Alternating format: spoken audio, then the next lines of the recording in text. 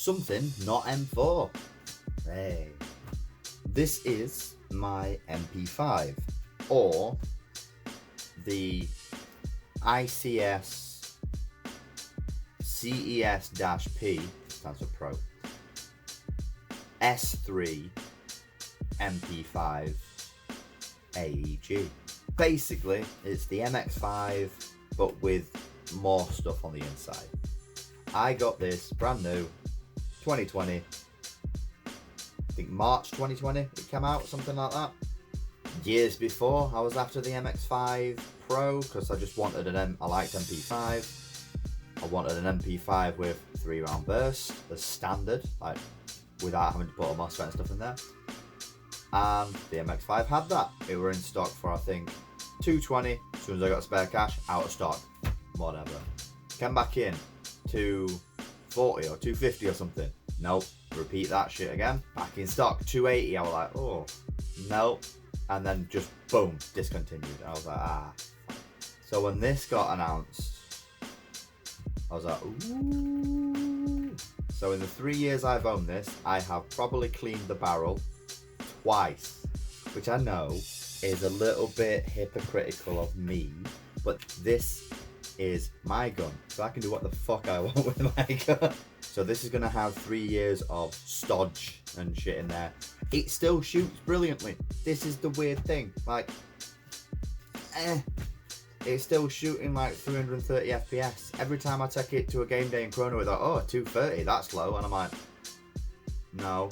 And then I'll shoot the gun a bit more, and it'll just like revive itself, and then all of a sudden it's shooting straight again. I can hop. It's this could very well be one of those times where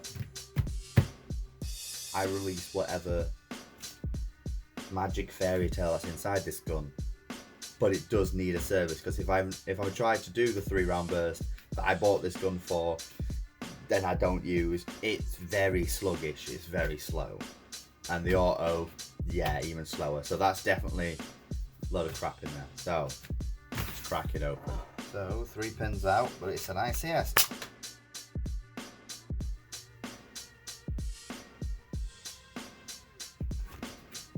That was not decocked.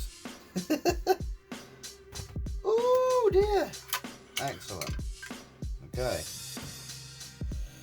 Oh yeah, that's gonna need a nice clean and degrease. I don't know what the fuck that was. See, the cool thing about the ACS split system is I can do this bit and then I can do that bit separate, and I don't fuck with it. So let's check. Fucking hell. Oh, that barrel is fucking gross. And that is doing like 0 hop. Also, that is a crooked hop as well. Wow, how the fuck? That's an interesting hop design as well. Certainly an upgrade from the usual MP5 hop. Well, let's work on the top first. I am concerned as to what the fuck shot out. Well, I guess I'll find out when I put the cup back together. It's good job this is my fucking gun, innit? Fucking hell. It's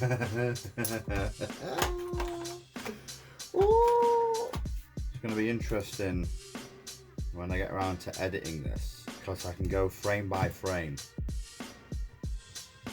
and see if I can spot what the fuck flew off.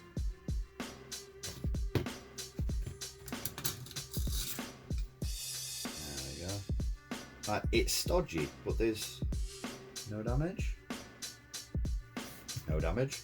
So basically it's just going to be standard clean by the looks of things. Air seal's still fucking fantastic. This gun is a good testament. So if you just get a good gun and you leave it alone, you just take care of it, right? It will last and it will work. However, to be fair, of the 3 years I've owned it, one of those years was 2020, so nothing was fucking open. So, okay, didn't use it for the first year. Second year, I probably used it maybe once or twice, and then I've used it maybe once or twice this year. So, you know, it's a good testament to, if you spend money on a gun and then you barely use it, then it'll be amazing, yeah. The good thing about split gearboxes is this. So I only have to deal with half a gearbox at the time, which is great, right? But also, people don't like the split gearboxes because they're noisier. The other issue that people find, or that people were finding, I don't know if it's still an issue, but the general issue was that tappet plates were snapping, right? There you go. That was different. Because I've worked on ICSs before. M4s, MP5s, and so far, I've not witnessed the tappet plate snapping. Right, that is that bit. And now I get to go to this bit, which I believe is like a weird split V3. Yep, so ICS super motor, that's what they put in to replace it. Oh, it's a long shaft motor. Right, so that has to go through, okay. I'm not even going to touch that. I'm going to give it a clean, re-grease it, because they've not used LT grease, they've used silicone grease, which is interesting, because that's a Japan thing. I suppose they are, I think they're a Japanese brand, could be wrong. I suppose because they've used this kind of grease, it's not gone hard, but we'll clean it up and we'll check the shimmage. Okay, so on clean up, it looks like they've done the classic one shimmer side. What I'll probably do is put 1.1 on this side, and then I should be good. There you go.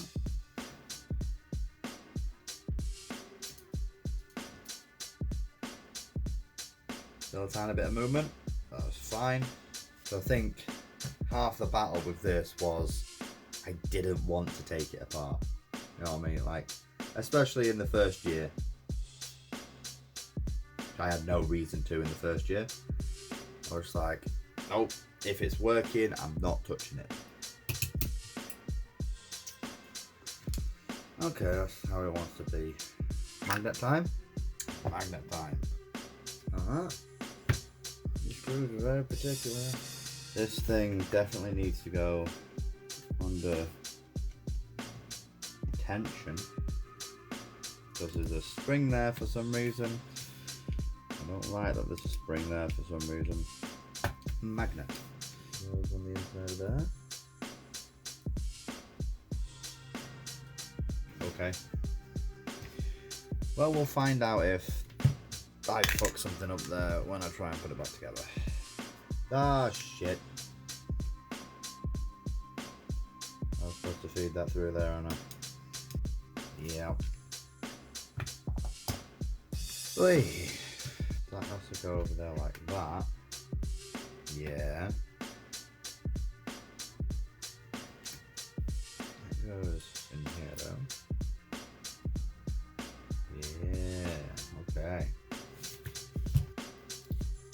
That's awkward. Very awkward. Oh no. Oh no, fuck it. We're gonna see if it fucking fires first. I'm gonna need to take that apart, but we should get a. It's a battery warning, I think. Okay, let's try a different battery.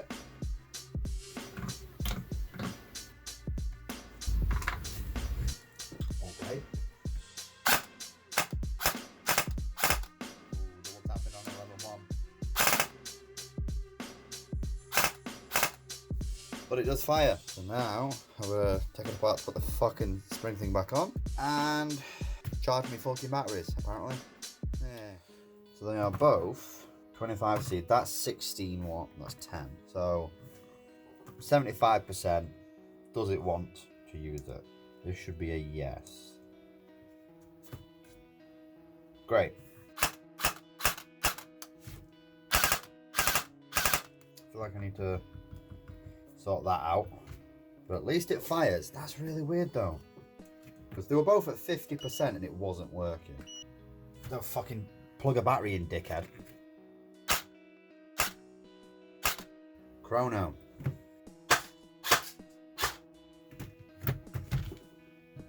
231.9. So it did go up to 238.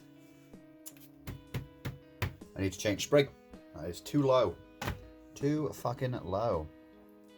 The fact that that is legitimately, after a service, shooting low. That was the power all the way off to, I think it was 260, 270, right? So every time I've been told that's low and I'm like, nuh-uh, it shoots 330, nuh-uh. Bear in mind I've had this gun for 3 years now. Recently, when I went to play, and they went, oh, that's low. I was like, whatever, you know, I'm fucking used to hearing that, I don't care. I was still doing decent shots. You know what I mean? Like, it weren't like, I had an MP5 barrel, which is like this, right? In general. It weren't like I weren't ranging where I should be for that gun. So, a spring, this is why I should decock more off, like when I'm not using, or if you have a decocking feature, use it. Because if you keep a spring under tension, it will lose power. That's how it is. It's a spring. That's just how springs operate. Which is very likely what's happened here, because it hasn't bedded in, because there's no way I've fired a few thousand rounds. Because until recently, until my last game, where I bought 3 new high caps, I was running a high cap and 2 mid caps, which is about, let's say, 500 rounds. And even with my now 4 high caps, 2 mid caps, I'm not usually fucking trigger happy. So it can't be that the spring has died because of it's bedded in, right? It's definitely been kept under tension and lost power that way. And I have no idea what this spring is. Oh, you dick, you need to put that fucking thing back on. Oh, you fucking prick, come on. I don't like how you have to fucking bend. Yeah. Me having to bend that every time, I have to literally flex it. I am not fucking surprised that tappet plates break. So it sits here, look. You've got it right here. This here. So it doesn't brace anything. So that, the fuck? That just kind of feels like that is there for the tappet plate to catch for when you take, you know, you go pink like that, and that's in some tension anyway, because there's a spring here that goes on there that's doing this, right? So there's your spring back here for your dust cover. I reckon that is there to catch this, because remember that when it flicks out, it catches on the back of there. Like, you can already see there's wear on back of a tappet plate. You should never have a wear on the back of a tappet plate. That's there to catch that so it doesn't fly out when you go plop like that, right? I think that's the main one, which means that's putting more strain. Oh, that's like proper on there as well, so I'd have to like zzz. I could potentially just take this bar out. I just need a space in there so it's not hitting the tappet plate. The only thing is when it disconnects, it does this and it flies back, and it usually goes to about there. So even then, that's not doing anything. That is only there for you to just bend your tappet plate past. You awkward piece of shit. I've just been singing your goddamn praises about how convenient you are. Like that. Always good to have both sides of an argument within the space of a few minutes. Oh, that's fucking brilliant. So yeah, that's the other thing. So unless you keep a battery that has too low of a voltage currently, you've got to do that. Whereas if it doesn't like the battery and it's saying it's too low, if you plug it in, it goes dip, dip, dip, and it moves the gears just like dip, dip, dip. It's a good gun, I promise. But no gun is fucking perfect. 0.94 joules, 284. That is definitely an improvement. 320, 315, 320. That's it. That's a nice service on an ICS, CX, whatever. This thing. This is my main gun, my baby. It did have some little things across here, but if as soon as you move that or move that, it falls off, you gotta fuck up. It's not worth it. So I removed the little covers that like match this kind of thing, right? And the first thing I had to do was wire it for a PEC box. So I had to wire through an extension cable, you see on the other side, just because I'm not putting a battery in there. Like, it's far too open, right?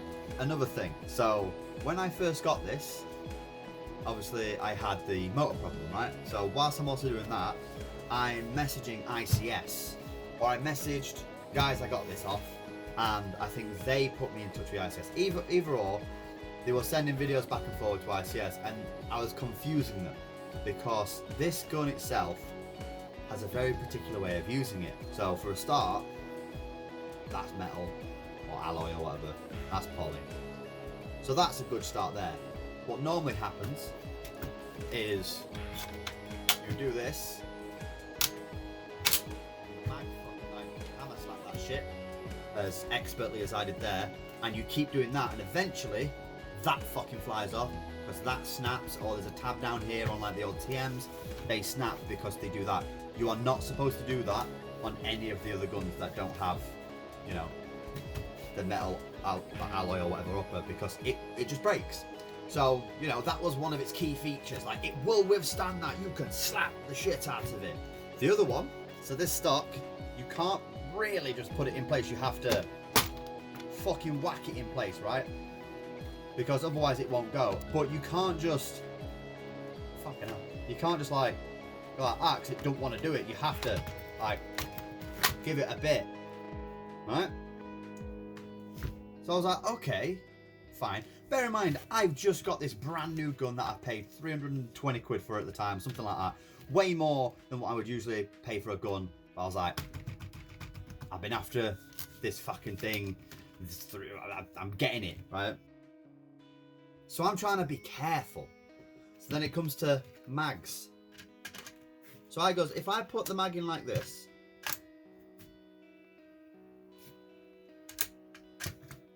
and you heard it click, right? And I'm sending him a video of me doing this. You hear that click? I can just pull the mag out, and they were baffled. And then eventually, when I did this and went like that, it doesn't fucking come out. Doesn't fucking come out until I press the release. So basically what that means is this gun likes it rough.